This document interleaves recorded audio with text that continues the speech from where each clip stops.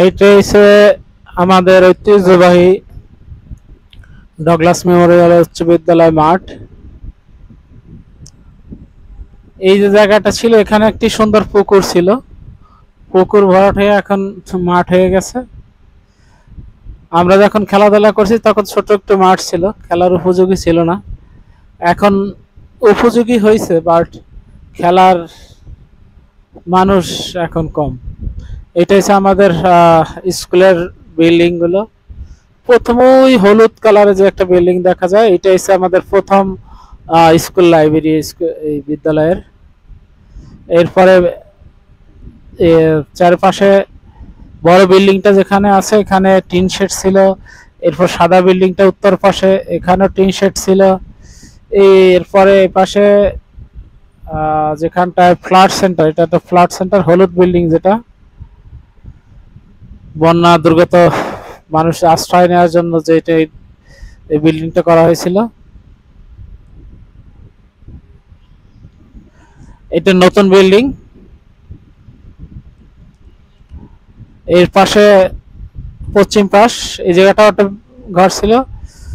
এরপরে পশ্চিম পাশে এখানে একটা ব্রিজ হয়েছে।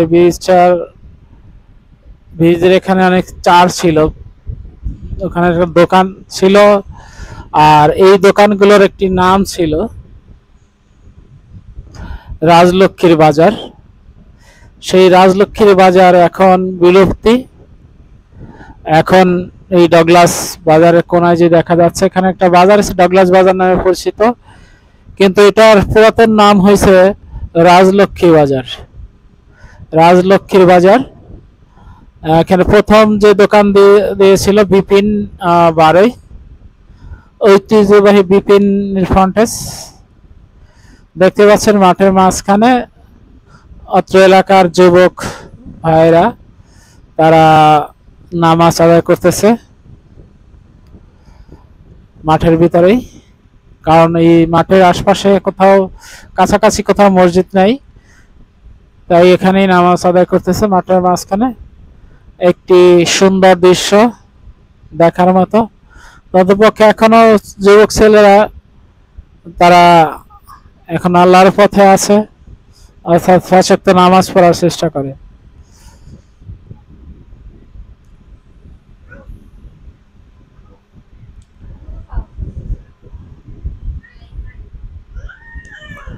এটা হচ্ছে অনেক উপর থেকে শটটা নেওয়া, মানে কাছ থেকে মাঠের মাঝখানে যে জায়গাটা।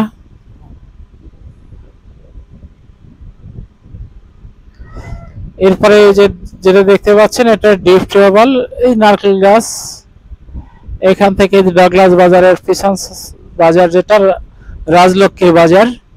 এই রাজলক্ষ্মীর বাজারটার এই যে দেখা যাচ্ছে এখানে একটি ব্রিজ আছে। এই যে জায়গাটা সাদা দেখা যাচ্ছে, এই জায়গাটা কিন্তু পুকুর ছিল। কিছুদিন আগে, বছর খানেক আগে পুকুর ভরাট হয়েছে, এখন বড় মাঠ হয়েছে। আগে ছোট একটু মাঠে আমরা খেলা দিতাম, সেই খেলার লিগ সারতাম। এটা দেখতে পাচ্ছেন, এটা হচ্ছে বেপটিস্ট মিশনের পাশেই যেটা গেট আছে, এটা হচ্ছে ব্রিজ।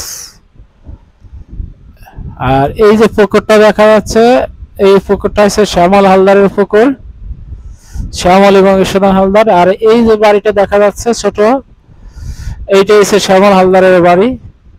এই পাশে একটা লিচু গাছ আছে, লিচু গাছে অনেক লিচু হয়, অবশ্য তারা কেউ খাওয়ার সুযোগ পায় না। অত্র এলাকার পোলা পানি সব খাইয়া সাবার করে দেয়, কারণ তারা বাড়ি থাকে না কেউ। শ্যামল হালদার উত্তরবঙ্গে থাকে, তার বড় ভাই পালক, সে থাকে খুলনায়, তাই সময় মতো তারা আসতেও পারে না। তবে এলাকার মানুষ তাদের ফলগুলো যত্ন সহকারে পেয়ে খায়।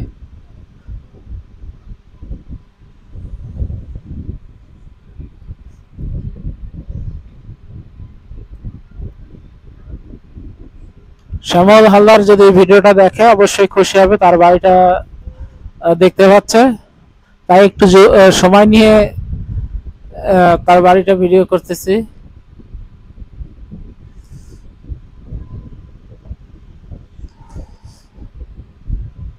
এই শ্যামল হালদারের পাশের যে রাস্তাটা, এটা অনেক ভাঙা রাস্তা ছিল এক সময়, এখন পিচ ঢালাই রাস্তায় ভাঙাট শিপল বাড়ির ভিতর দিয়ে ভাঙারাট সংযোগ হয়েছে।